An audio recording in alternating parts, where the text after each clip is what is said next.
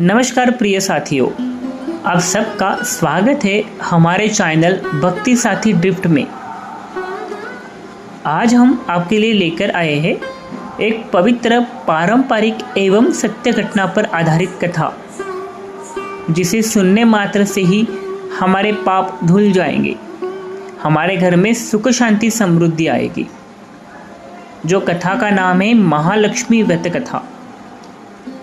यह व्रत विशेष रूप से भाद्रपद शुक्ल अष्टमी से शुरू होकर 16 दिनों तक किया जाता है और इसे करने से माँ लक्ष्मी जी की कृपा हम पर सदैव बनी रहती है। यह कथा सुनने से, यह व्रत करने से हमारे घर में सुख शांति समृद्धि ऐश्वर्य का लाभ हमें होता है। तो आइए श्रद्धा और आदर पूर्वक हमें कथा सुनते हैं। महालक्ष्मी व्रत की यह दिव्य कथा। बहुत समय पहले की बात है। एक छोटे से गांव में एक गरीब ब्राह्मण उसकी पत्नी के साथ रहा करता था। वह साधारण जीवन जीता था। उसका मन काफी धार्मिक, श्रद्धालु एवं काफी साफ था। किसी के लिए भी उसके दिल में कोई कुविचार नहीं था। हर दिन वह गंगा स्नान करता, भगवान जी का नाम लेता, जितना हो सके उतनी लोगों की सेवा करता, वृद्ध लोगों की सेवा करता। उससे जो जितना बन सके उतना वो लोगों की सेवा कर कर पुण्य कमाता था। किसी के भी बारे में गलत नहीं बोलता था, ना ही किसी के बारे में वह गलत सोचता था। उसका घर काफ़ी छोटा था। जितना ही उसका छोटा घर, उसका जो दिल है उतना ही बड़ा था। उसकी जो कमाई थी वह भी काफ़ी कम थी। इतनी कम कि कभी कभी उसे खाने को भी नहीं मिलता था। इतनी गरीबी होकर भी उसके मन में कोई लालच नहीं था।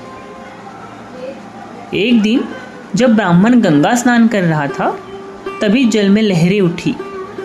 लहरें में एक तेजस्वी प्रकाश आगे आया। प्रकाश में स्वयं एक देवी प्रकट हुई। उनका रूप अत्यंत सुंदर, तेजस्वी और मनमोहक था। ब्राह्मण शुरुआत में घबराया, पर फिर खुद को संभाल कर ब्राह्मण ने हाथ जोड़कर कहा, माते आप कौन है? देवी मुस्कुराई। देवी ने कहा, हे ब्राह्मण, मैं महालक्ष्मी हूँ। तुम्हारी भक्ति और सच्चाई से मैं प्रसन्न हूँ। मैं तुम्हें एक ऐसा व्रत बताती हूँ जिसे करने से तुम्हारे घर की निर्धनता हमेशा के लिए दूर हो जाएगी। तुम्हारा जो जीवन है वो सुखों से भर जाएगा। तुम्हारे घर में ऐश्वर्य, धन की प्राप्ति होगी। उस पर ब्राह्मण ने विनम्रता से कहा, हे माते, कृपया आप मुझे इस व्रत की विधि बताएं ताकि मैं इसका लाभ ले सकूं। महालक्ष्मी माता ने फिर बताया, यह व्रत भाद्रपद शुक्ल अष्टमी से शुरू होकर 16 दिनों तक किया जाता है। हर दिन स्नान करके साफ वस्त्र पहनकर मेरी पूजा करो, दीप जलाओ और यह कथा सुनो। ऐसा तुम्हें 16 दिनों तक करना है। 16वें दिन व्रत का उद्यापन करना होता है। ब्राह्मण ने ये सारी चीजें सुनी, माता को नमस्कार किया। माता लुप्त हो गई। ब्राह्मण स्नान करने के पश्चात अपने घर में गया। उसने अपने पत्नी को ये सारी चीज़ें बताई। पत्नी भी काफ़ी खुश हो गई। फिर ब्राह्मण ने यह व्रत श्रद्धा से शुरू किया। कुछ ही दिनों में उसका जीवन परिवर्तित होने लगा। घर में अन्न, वस्त्र, धन और शांति का वास हो गया। इतना सारा धन पाकर भी ब्राह्मण ने अपना जो स्वभाव था उसे नहीं बदला। उसके बाद भी वो गरीबों की मदद करता, जितना हो सके उतना वृद्धों की सेवा करता, किसी के भी बारे में अविचार नहीं करता और भगवान का नामस्मरण करते रहता। वह उसके लिए माँ महालक्ष्मी जी का सदैव ऋणी रहता। इधर हम देखते हैं एक राजा की कथा। उसी राज्य में, जिस राज्य में ब्राह्मण था, उसी राज्य का एक राजा शासन करता था। राजा के कानों पर यह बात गई कि एक ब्राह्मण समृद्ध हो गया, उसके घर में पैसा आने लगा। राजा को ये सुनकर हैरानी हुई।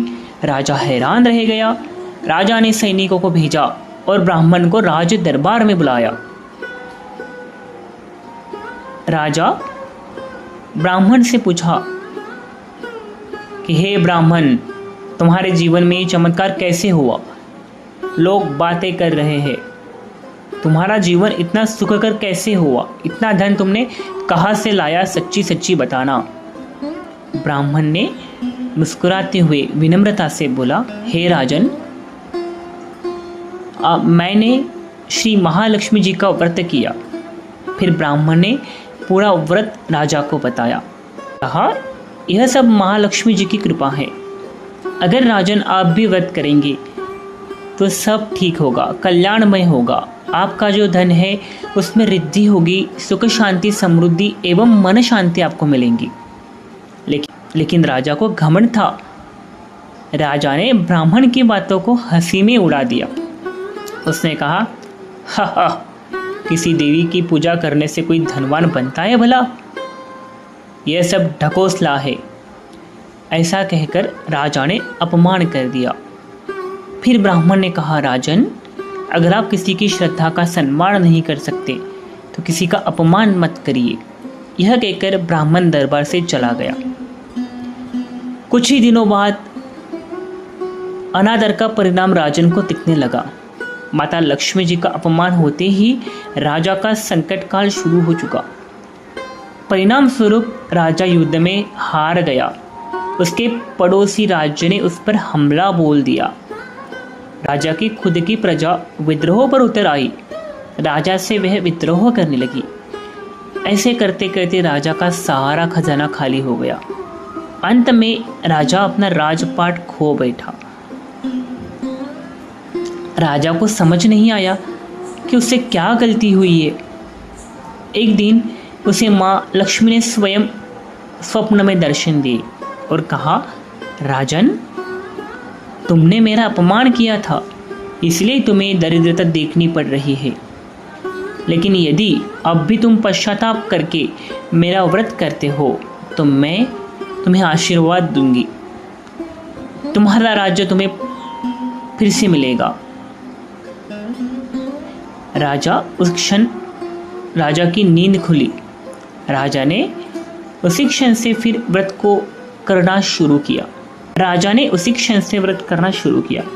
उसी दिन से पूजा, दान, कथा और व्रत पूरे नियम से वो करता था। माँ महालक्ष्मी जी की क्षमा मांगकर उसने व्रत को शुरुआत की। जैसे जैसे 16 दिन पूरे हुए, राजा ने व्रत का उद्यापन किया और आश्चर्य, कुछ ही समय में, कुछ ही दिनों में सब कुछ बदल गया। राजा का खोया हुआ राजपाट लौट आया। प्रजा फिर से प्रसन्न हुई। राज्य में सुख शांति लौट आई। राजा युद्ध में जीतने लगा। राजा ने आजीवन महालक्ष्मी जी की सेवा करने का निर्णय लिया। पूरे सम्मान के साथ वह महालक्ष्मी जी की पूजा करता, सम्मान करता। पूरे सम्मान के साथ वह महालक्ष्मी जी की पूजा करता, अर्चना करता। यह व्रत की विशेषताएं है कि इस व्रत को करने से दरिद्रता मिटती है, घर में सुख शांति आती है, व्यापार में वृद्धि होती है, वैवाहिक जीवन में प्रेम बढ़ता है। तो चलिए साथियों, हम भी इस व्रत का विधि संक्षिप्त में समझ लेते हैं। आरंभ भाद्रपद शुक्ल अष्टमी को किया जाता है। इसका जो अवधि है वह 16 दिनों का रहता है। पूजन सामग्री में हम देख लेते हैं। फूल, दीपक, चावल, सुपारी, हल्दी, लक्ष्मी जी की मूर्ति एवं चित्र। रोजाना हमें कथा वाचन करना है,